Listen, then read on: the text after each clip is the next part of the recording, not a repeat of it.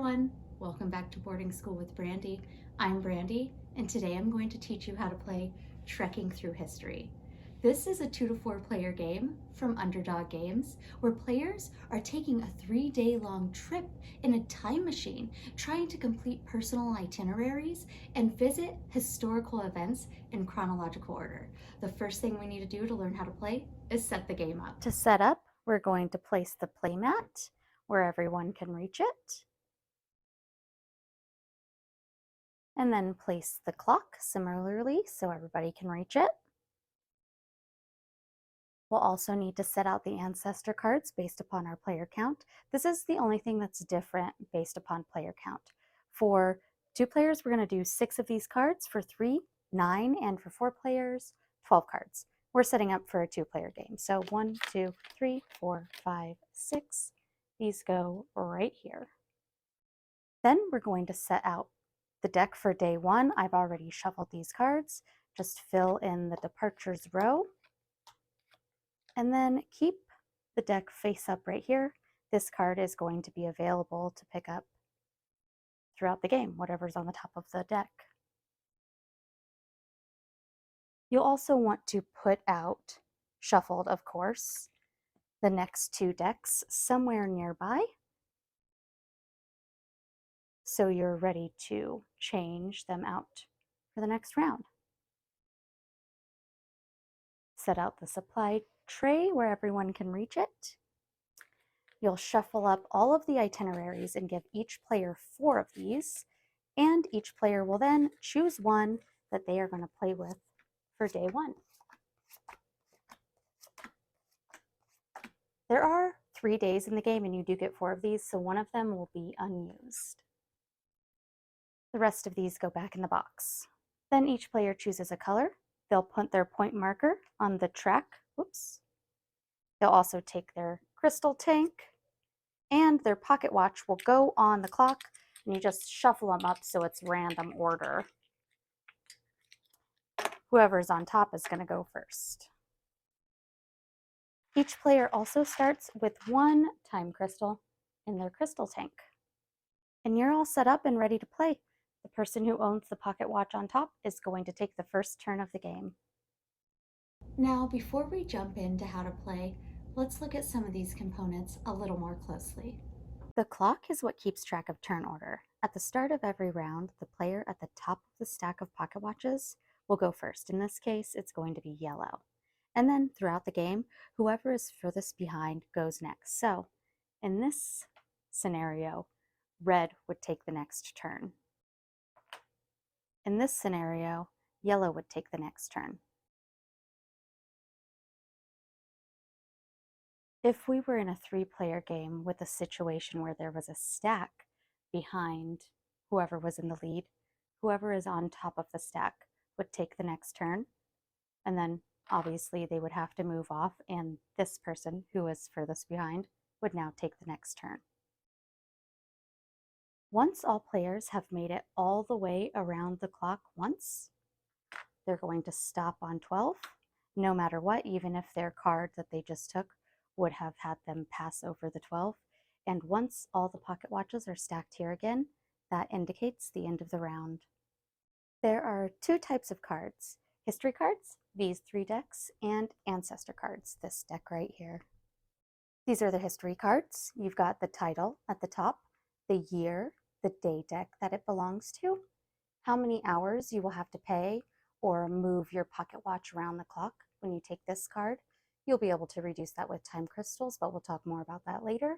And these are the experience tokens you'll gain if you select this card. Every single card also has a fact on the back about that moment in history. You're going to be trying to collect these cards in chronological order. Of course, you can skip dates, but you're never allowed to go backwards. These are the ancestor cards. They're set up basically the same as history cards, and they basically are wild history cards. You can see the title. This is where the year would be, but we have a question mark there instead because it's wild. That's the A. It belongs in the ancestor deck. You've got the amount of hours you would have to spend to take this card or visit your ancestors is what it's called in this game. And you would get a wild experience token every time you visit your ancestors. You're going to want to do this if the dates in the departures row are not tight enough or would cause you to start a new trek. The game comes with this tray of resources. You've got your time crystals here. Each one of these spent will reduce the cost of a card by 1 hour. The rest of these are experience tokens that you are going to use to complete your itineraries. Throughout the game, players will be trying to complete different itineraries. They'll start a new one each round. When you collect experience tokens, you immediately put them on the corresponding column, starting at the top and filling it in, going down. As soon as you fill in a benefit, you can take that. Right here would be points, and if you got all the way down here would be crystals. Once you have filled all the way across a bar like this, you gain those points. But once again, always top to bottom. You can never skip spaces on your itineraries. Then we have the playmat. Right here you've got the score track, ancestors. This is the departures row.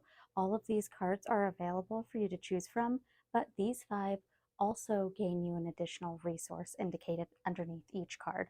And then over here, possibly the most important part of the game, how many points you will score based on how many cards you have in each track. So the more cards, the better. You also have this chart, which is handy because it's going to not only help you keep the dates in order, we are going from BCE to AD, but it will also give you a little sneak peek of which dates you can expect in each day. Now we're ready to learn how to play. On your turn, you're going to do 5 things in this order. First, you'll choose a card. From the departures row, possibly an ancestors card. Then, you're going to move your pocket watch around the clock based on how many hours are on the card that you chose. Then you'll collect your resources. They're going to be on the bottom of the card, and if you chose from the departures row, underneath the spot where you chose your card from. Then you'll place your card in your trek as your 4th step. And the 5th and final step of your turn will be to slide any cards down in the departures row and refill any slots as needed. On your turn, the first thing you're going to do is decide which card you are going to take from the departures row. If this is the first turn, you cannot visit your ancestors. The ancestors cards can never be used to start a new trek. While selecting a card, you're going to want to keep basically 2 things in mind. First, the date. You always want to get the oldest card that will fit into your trek so that you can collect more and more cards, because each additional card in your trek is going to gain you more and more points. The second thing you want to consider is the amount of hours you're going to have to spend on the clock here to gain that card. Later on in the game, this is going to become important because you might want to extend the round to gain more cards, or have your pocket watch land back on 12 exactly to gain yourself the 3-point punctuality bonus. In this case, red is taking the first turn, and they would take the 37,000 BCE card because it's the oldest card. The next thing you do on your turn is move your pocket watch the amount of hours indicated at the bottom of the card.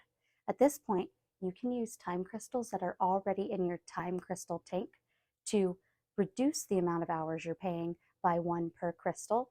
However, you could not use time crystals that you would be gaining on that card or underneath that card for this card. I just said card so many times. Anyway, red is not going to use any time crystals right now. They're going to conserve them. So we will move red's pocket watch 3 spaces on the clock. Once you've moved your pocket watch, the next thing you do is gain any experience tokens or time crystals that are on your card or underneath the spot where you're selecting your card from. In this case, we're getting a green and a gold. Experience tokens immediately go on your itinerary, filling in top to bottom in the matching columns. If you ever fill in these columns and still have more tokens to place, they're lost. And as a reminder, as you're placing these experience tokens down, be sure to gain any points or time crystals you might happen to cover up or gain by completing rows. Next, you'll place the card in your trek. If it's your first card, you're starting the trek, and all you do is place it right in front of you, face up, so that you can still see the state. Later on in the game, you may have selected a card that is older than your most recent card in your trek. What you'll do in that situation is flip your Trek over and leave it in front of you face down, because that's still going to count for in-game scoring later, and then start a new Trek with your next card. If the card you just chose from the departures row is later in time than the most recent card in your Trek, then you just take that card and place it on top of your last card so you can still see all of the dates. Ancestor cards will always be added to current Treks, no matter what the previous date was, and you can consider them the last date of whatever card you had played previous to your ancestor card.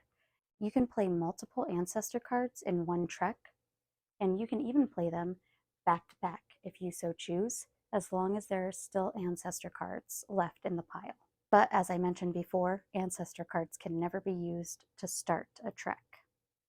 The last thing you do on your turn is refill the departures row, if necessary, by sliding cards over and then moving the card from the top of the deck over to fill in the empty space. Then the next turn begins. Just refer back to the clock to see whose turn it is, and it might be the same players. Play continues like this until everybody's pocket watch has made it all the way around the clock, back to 12. And that signals the end of the day or round. At this point, the current deck is removed from the game, so take out all of the cards from the departures row as well as the entire deck, and replace it with the next day deck. We're going on day 2 here. I shuffled these before we set up, but if you did not shuffle yours, now would be a good time to do it, and just fill in the departures row the same way as we did when we set the game up.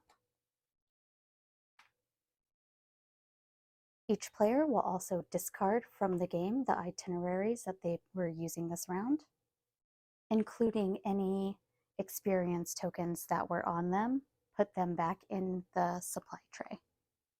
Players get to keep any time crystals they have accumulated in their crystal tank, as well as the Treks they are currently working on. You will just play cards from the next day to your current Trek. The player whose pocket watch is on the top of the stack on the clock goes first in the next round. At the end of the 3rd round, the game is over, and players calculate their in-game scoring. Players get 1 point for each unspent time crystal. So red will get 3 for their 3 time crystals here, and green will get 1 for their 1 time crystal. And then you score for your Treks based upon this chart here. So red has 1 Trek here that has 5 cards. That's going to get 7 points for them. And then this Trek has 7 cards, and that's going to score 15 points. Green is going to actually gain 2 points for this 3-card Trek. And they have another Trek here, 1, 2, 3, 4, 5, 6 cards, which scores 10 points. The player with the most points wins. If there's a tie, then the player with the longest trek wins.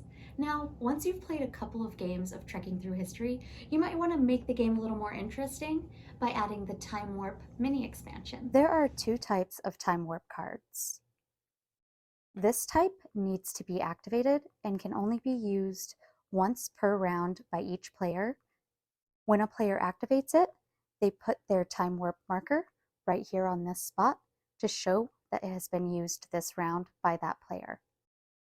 It's also going to cost 2 hours. The second type has an infinity symbol on the clock instead of a number, and this type doesn't need to be activated. They affect all players and last the whole round. If you choose to play using the Time Warps, during setup, just take the Time Warp deck, shuffle it up, and deal 3 cards face down near the clock. Then take the top one from the stack and play it face up to the center of the clock. And each player will also take the second marker in their color. This will be their Time Warp marker. At the end of each day, you will discard the Time Warp from that day and place the new one in the center of the clock for the next day. And that's all you need to know to play Trekking Through History. Let me know down in the comments if you have any questions. I'll see you guys again real soon.